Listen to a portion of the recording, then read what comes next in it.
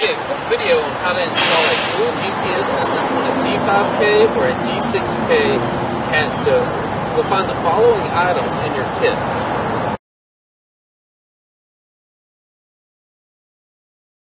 This is your steel mast. This is your coil cables. This is your GPS receivers or MS992s. This is your radio or the SNR 921 and the radio mount.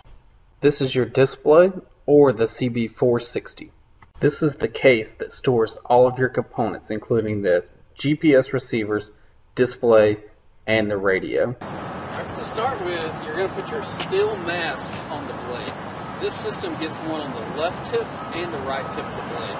Also, be sure to put your strain relief towards the center of the blade.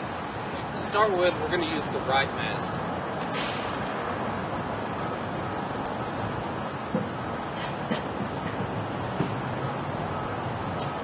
Then you're going to put the left mast on and tighten them up with bolts.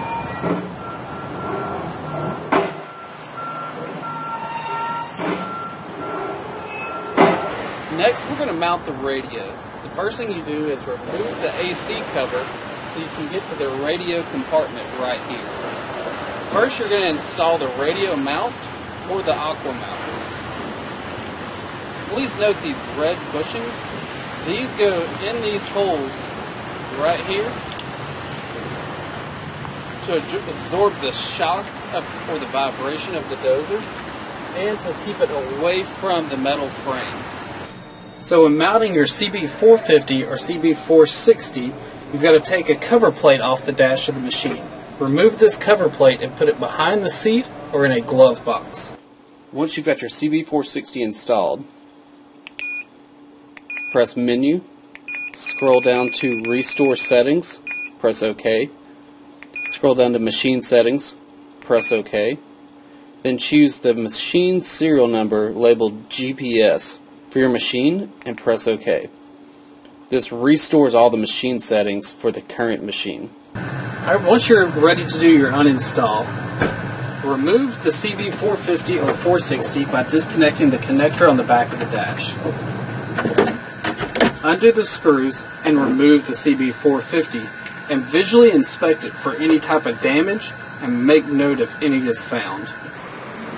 Once you've removed your CB450, check to make sure that the display cable is not going to get damaged and have it tucked away for storage.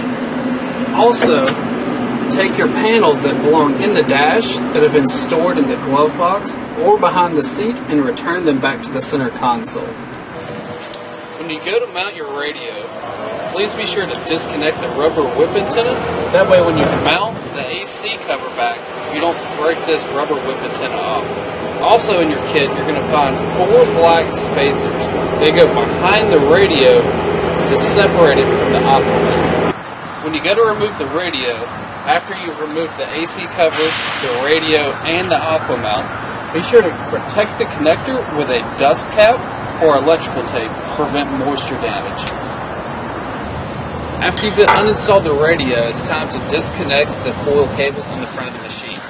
Simply just give them a good tug, and then now at this time inspect them for any damage, nicks, cuts, or tears, or make sure that the connectors are not bent in any way.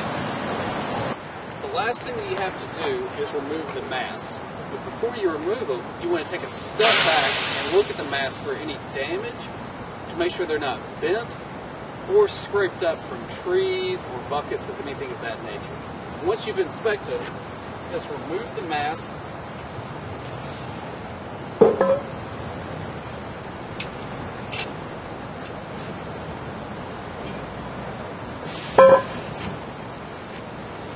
Inspect all the components one last time for any damage, make a note of it, and then return everything back to its case.